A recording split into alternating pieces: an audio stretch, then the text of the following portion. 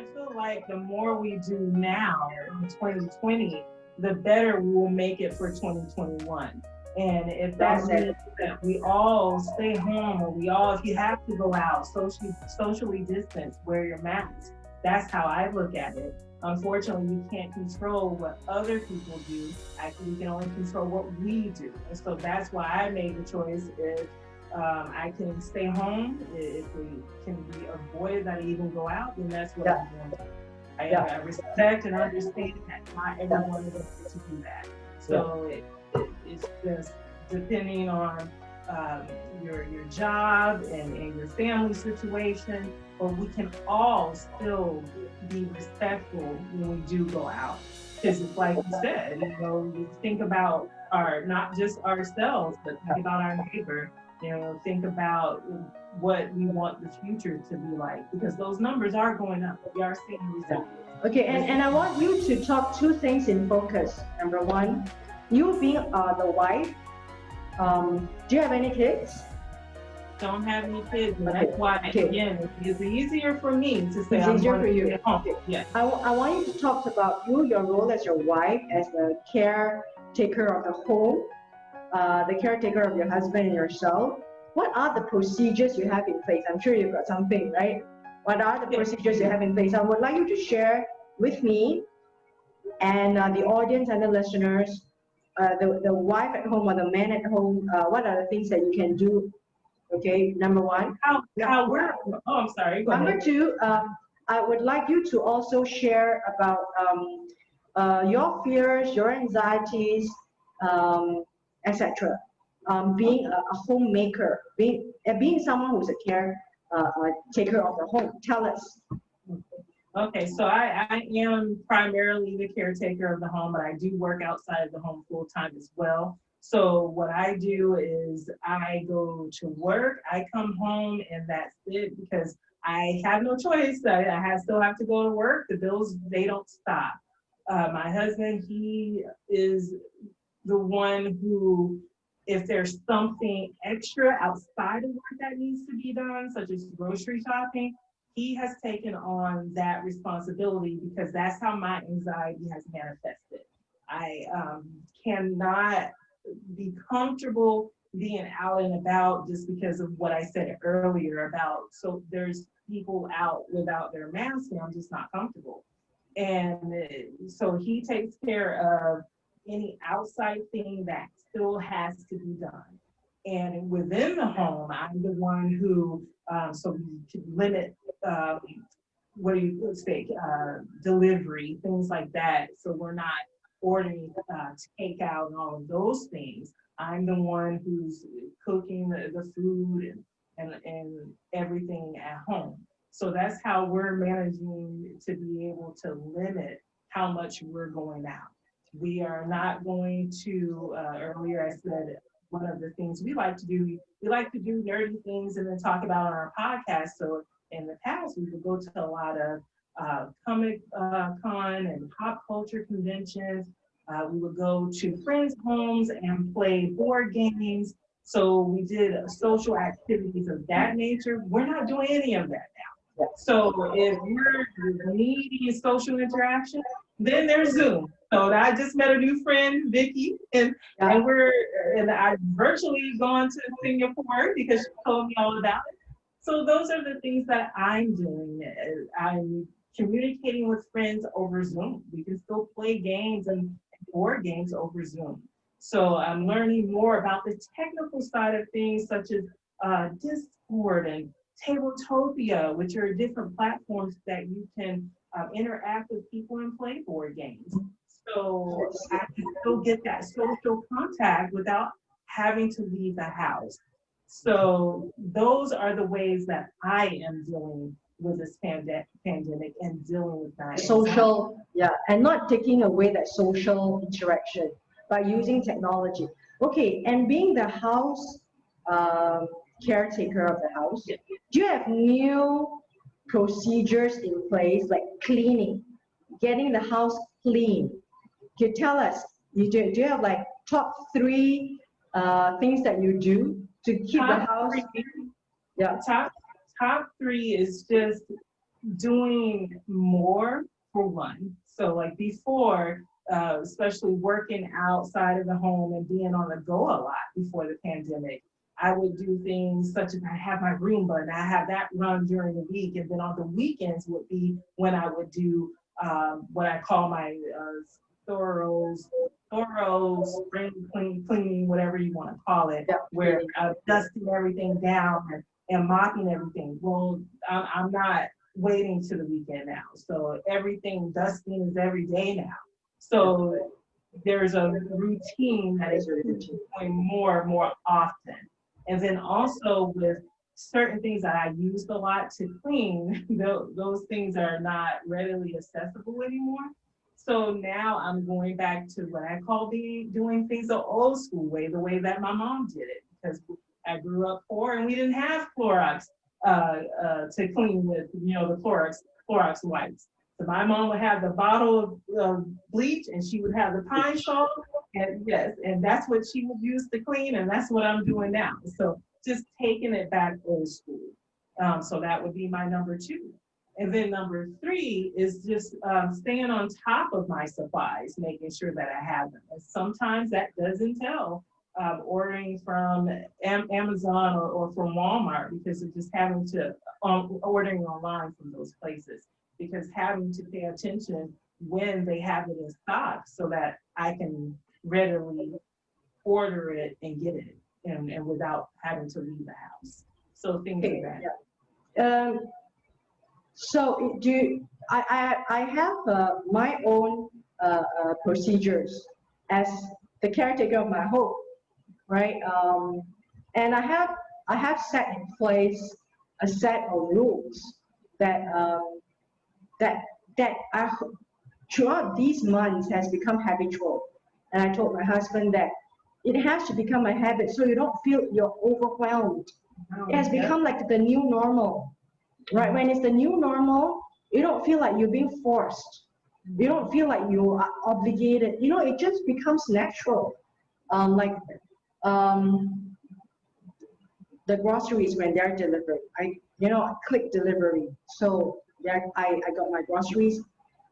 It's outside the house. I put on my mask. I remove all the bags, the plastic bags, and I throw them away because I don't want the plastic bags. I don't know where they've been. Okay, so I remove the bags and I replace the groceries into my bag or a box. Then I bring them in. And then once they're being brought, I wash my grocery with sodium bicarbonate soda. That's from the US. I wash the other part of the packaging. You can't. I mean, I would like to wash the inner part, but but I'm just washing the packaging. As much as I could with the soda, and then to dry it out. And then after when it's dried, then I put it in the fridge. So I do that procedure, and I do my grocery shopping online once every. Just a minute, Kina. I need to put on the battery. Just a minute. I'm enjoying this so much. Now just give me a minute. Okay.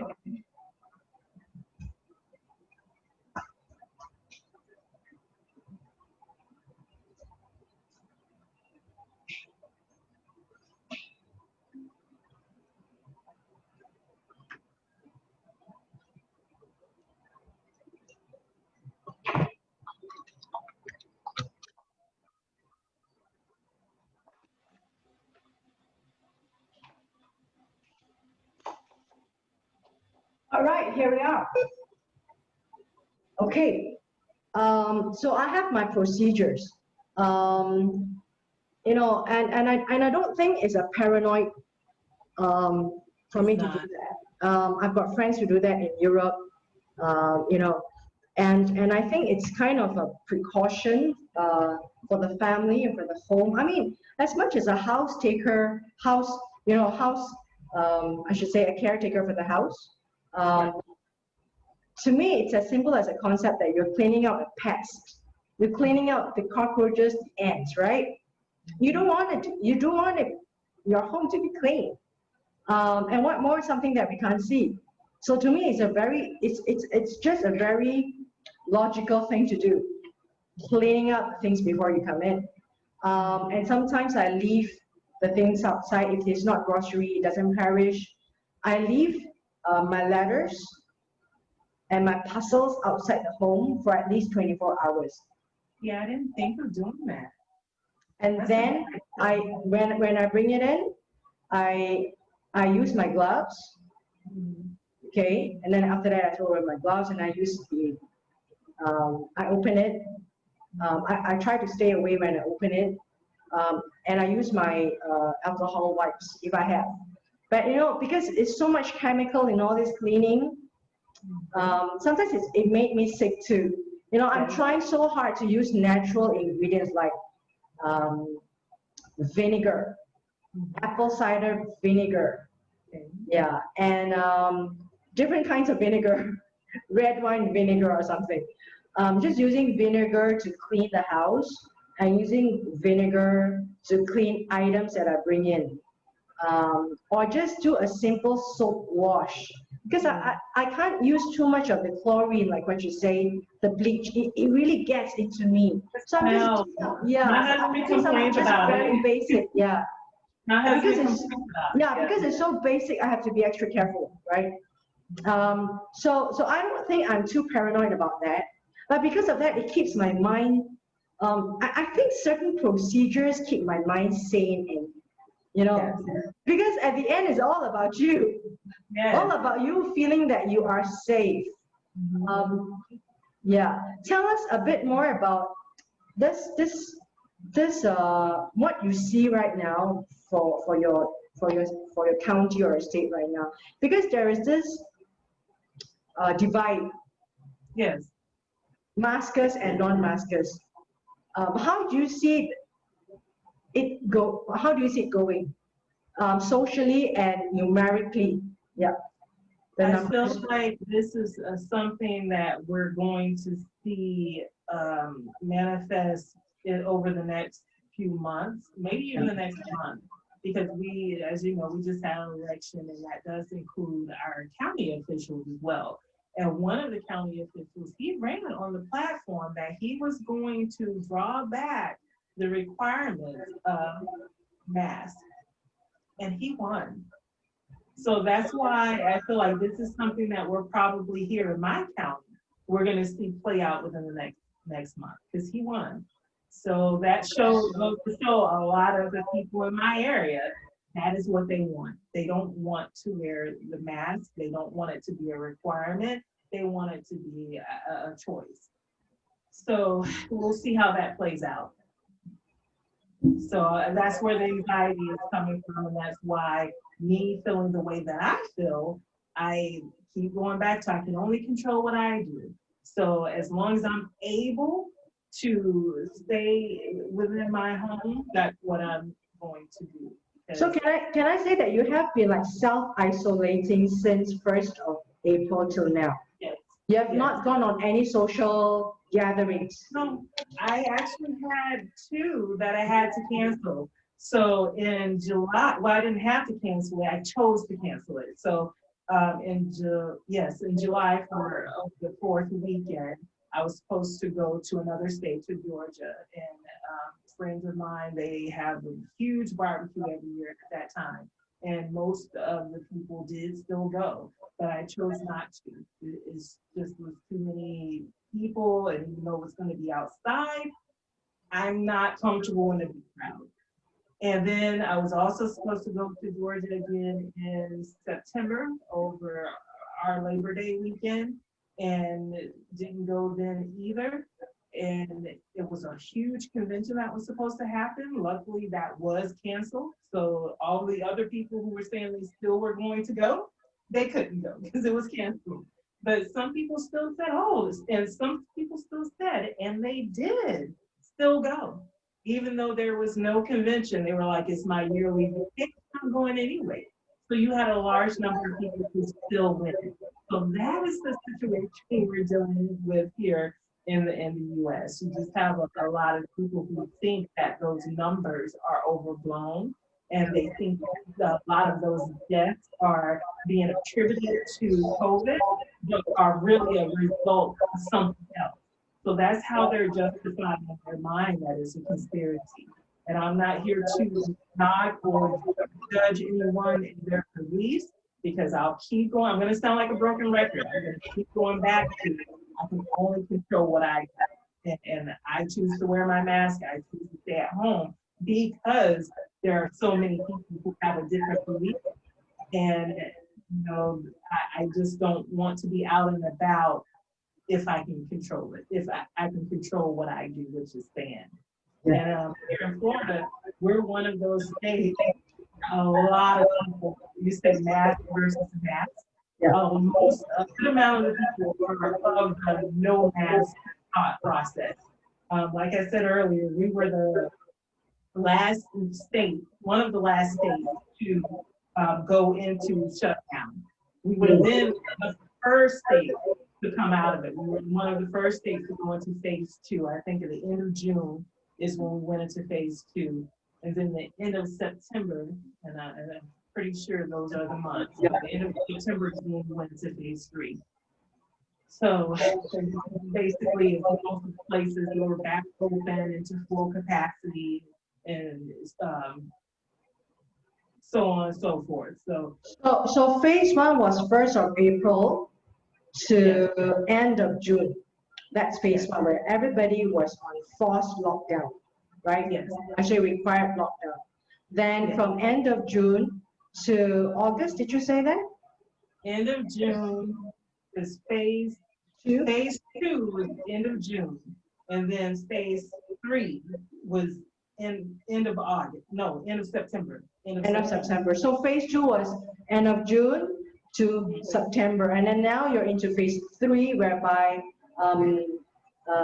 the county is considering not requiring masks anymore. Oh, right. They're considering it. They haven't done it yet.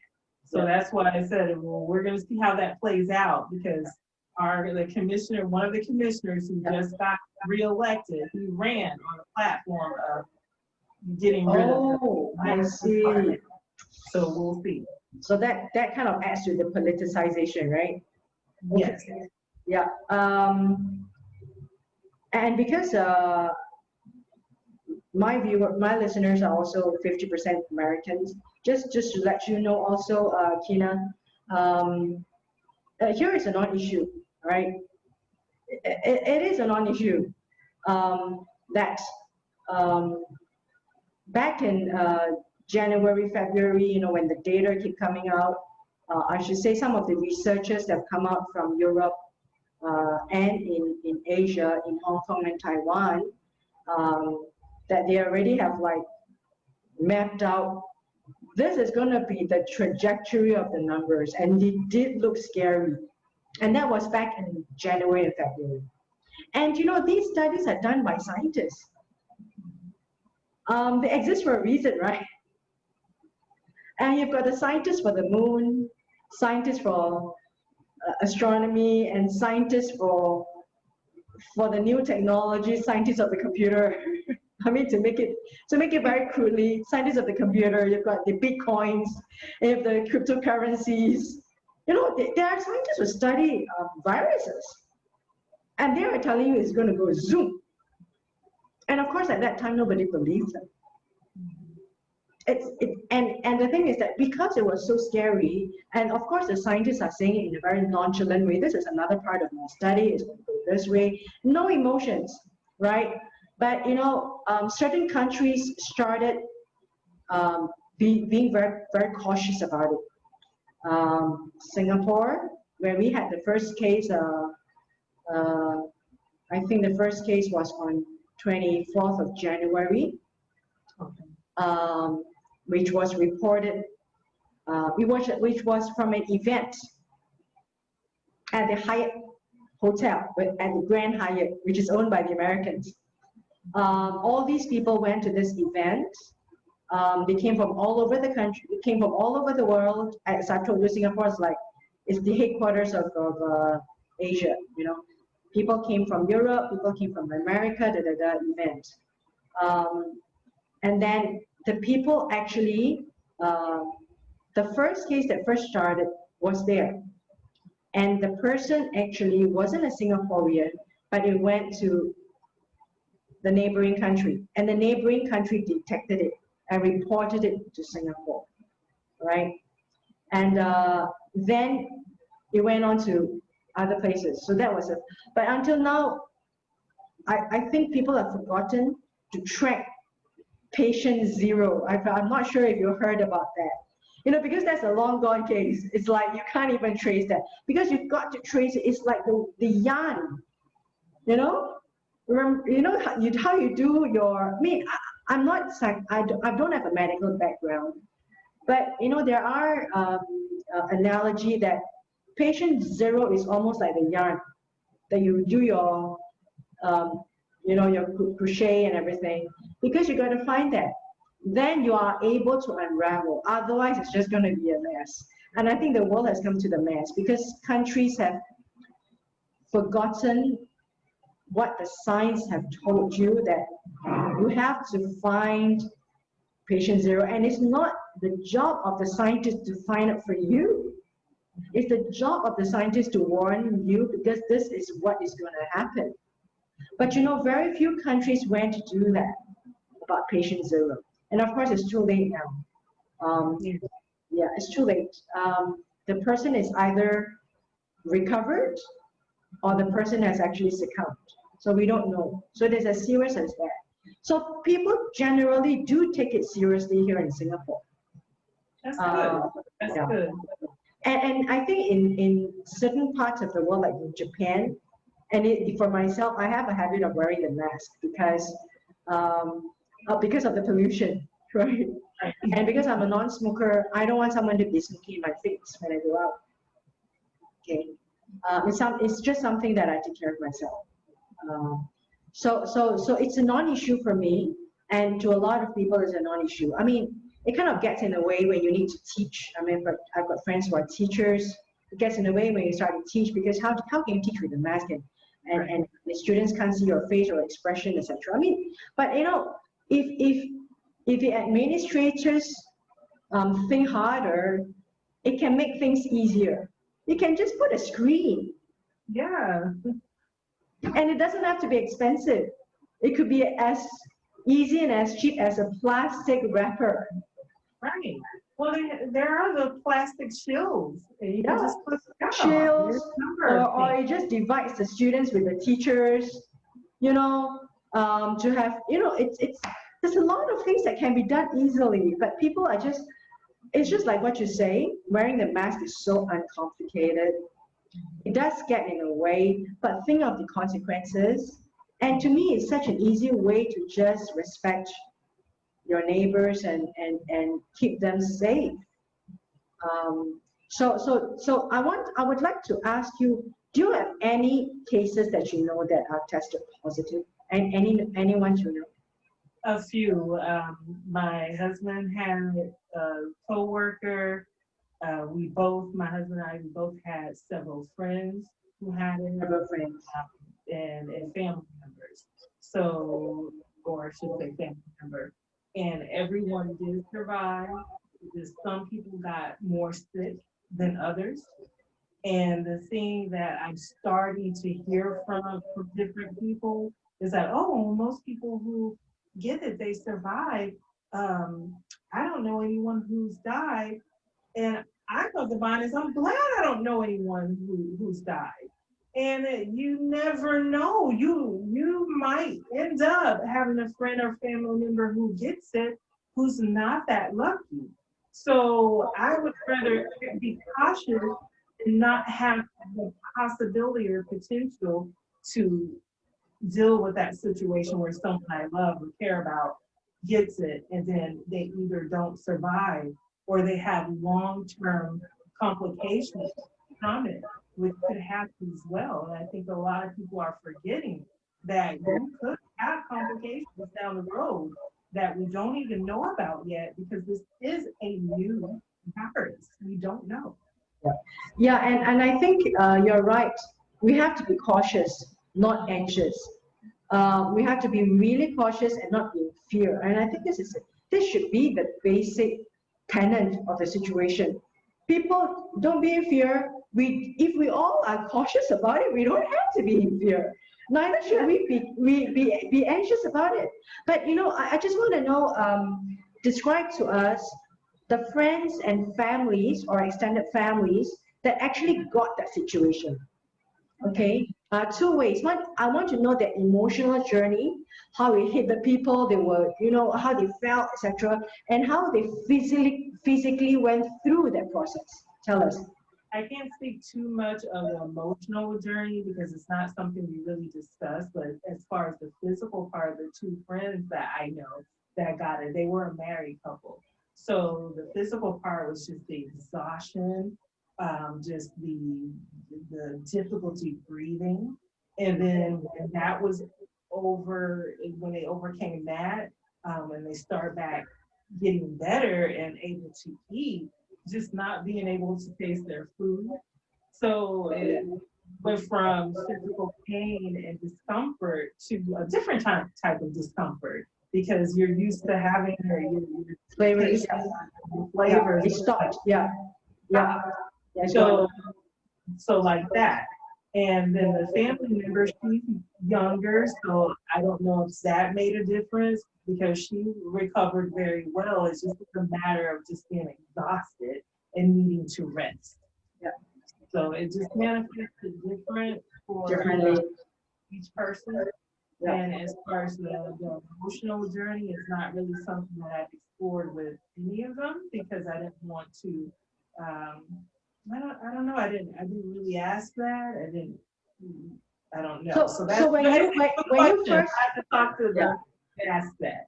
when you first I would like to interview them if you can put them on. Yeah. When you first heard the people that you know, um, that they got hit, but how was your first reaction? And what went through your mind? My reaction with the friends, it was it was more of shock and relief all in the same breath because like I told you, we're all communicating virtually.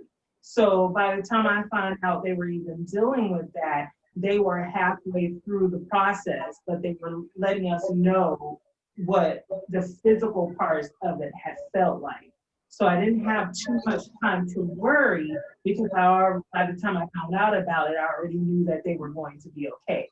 But with a family member, when I found out about it, like I said, even though she's young, I bawled like a baby because I knew in my being, I knew she would be okay. But knowing and logic and emotionally are two different things. So when I first heard about it, I was a wreck. So I was like, I don't know for sure. I don't know 100%. They say that, younger people feel better with it. She's in her mid-20s. But were you fearful? But have you met them like in the last month or so? Did you feel that? No, so I'll just say the family member is my niece, and she does live in Florida, but she lives North Florida. She's a teacher, so we both work during the week, and she hadn't been able to visit, but she had been asking. And I said to her, I said, right now, I'm not socially, I'm not socially interacting. And I said, I'm sorry, but you just can't visit right now because I'm not taking visitors. I'm just not. And I felt bad saying that because that's my niece. She's family. But she lives a whole another area. It's still in Florida, but it's a whole nother area. She's young. So she's not following the guidelines like I am. She's not socially. She's not, and she tells me kids, but I know my niece. I know my family. So I was like, I can't do that until this is over. I'm really not visiting anymore. And the last time she had asked to visit was about a week before she ended up being diagnosed with it. So when she told me about it, I didn't bring any of that up. because I wasn't even thinking about it at that time. All I was thinking about is she going to be okay? Yeah. And so she's she's fine. She's going through her quarantine. She's been, like I said, she's been fine. She's just having to rest. And but still, that initial, just first learning about it, I was so like upset and emotionally wrecked, because I was like, oh, I hope, I just want her to be okay. And not, I actually am feeling helpless. Like there's Helpless. nothing Yeah. I can. What can I do? Like it's I can't even come and visit you. right. Yeah. So yeah. And that makes being family even harder. And that's why the older people were told right from the beginning that stay away from grandparents, because you don't know the young people who are asymptomatic. That means without the symptoms, they are carriers, and they're shedding it along the way, which makes it a more compelling reason for us all to be taking care of ourselves. Yes. Because anyone can be just a carrier, right? Right. And without the person knowing. So it makes it, to me, that's a very compelling argument to socially distant and to be socially responsible.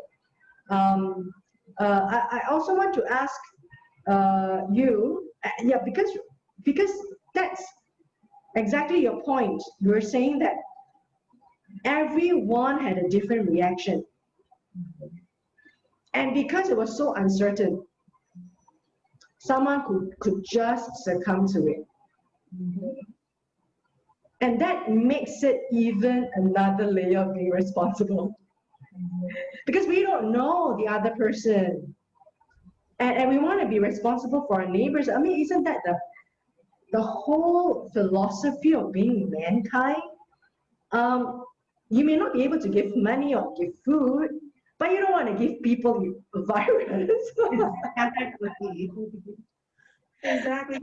Yeah. It could very well be that from what we've seen, most people are going to survive it. But do you want to take the chance that one person that doesn't survive is your mom, your husband, your Someone wife, that you don't know, or or even someone you don't know, or someone who's just someone who's down the line.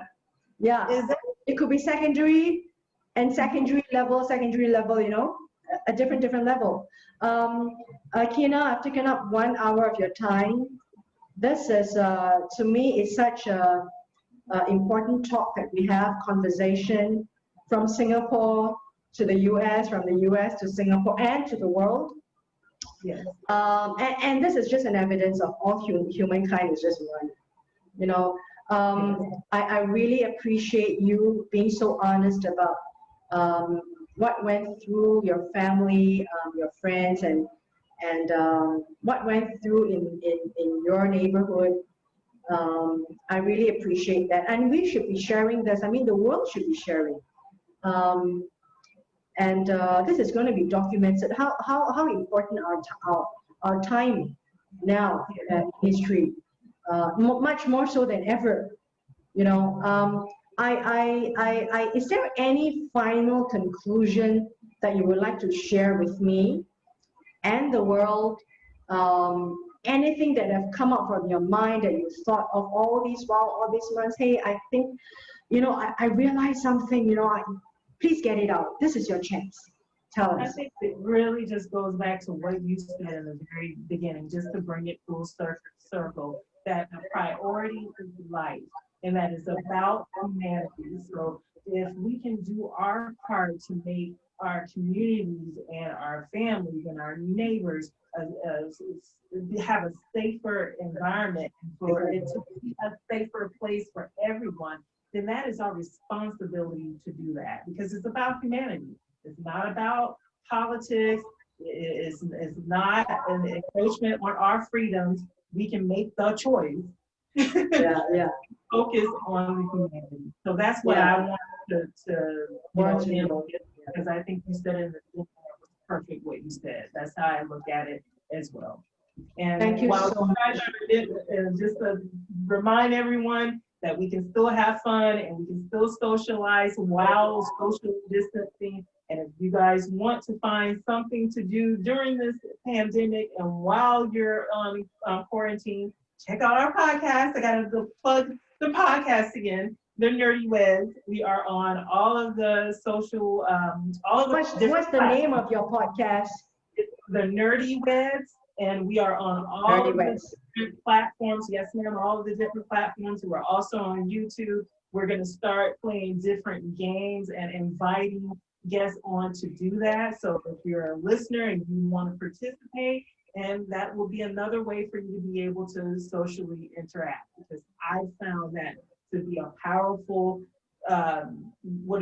outlet during this time. It helped me to deal with anxiety. So, Well done. And thank you for having me. And thank you for coming on. And this time, because through your podcast, you've grown to know your husband even more, and he knows you even more. You've got this special bond. It's so special, and I hope people can come to your podcast and your YouTube, The Nerdy Weds. Yes. Yeah, which I'm going to put below the link in the description. Thank you once again. And our conversation is definitely not going to end here. I will probably dial you up 1 month later to tell that you can update history. I would love to. If you have some other topics that you talk about on your podcast, I would love to come back a couple of months from now when people have forgotten how I just ramble on. and come back. Yeah, I do have a couple of topics which I will send it to you. Through the internet, like what you say, social distancing. I mean, we have gone closer. Yes. The world I feel like has I gone closer. learned about Singapore and a few things, a lot of things that I didn't know before because it was totally new to me. So, yeah. What you see is just in the movies.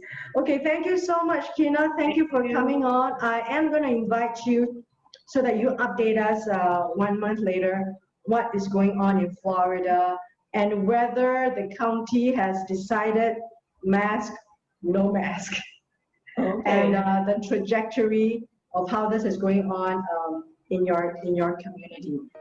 My heart and my prayers, like I do every day. I pray for Singapore and my family, of course. But I do pray a very simple prayer that God have mercy on the people, wake them up, give them the discipline, ultimately give us the safety and restore normalcy. And restore normalcy in lives, way of lives, and the economy and the jobs. So let this be a little bit easier for us, God. So, I thank you so much, Kina, for coming on. And I would like to talk to you as a wife, how you take care of your husband, That's such a common topic between us, even though we are so far away. Thank you so much, Kina. And I'm going to put this on immediately, and people who are dialing in, listening in on the 14th of November 2020, and you can be listening in 2021. Because this is going to be history. I hope that you are, because this is history. This is a living history, yes. This is a living, and we're documenting it, how beautiful it is. All right, thank you so much once again, and all my blessings to you, your family, your husband, and to your job. Thank you. Thank you so much from Singapore to the US. It's going to go up by tonight, your podcast, the interview. It's going to take a bit of time to be on video. Okay. Thank you. Okay, bye. Bye. I'm going to text you now. Bye. Okay.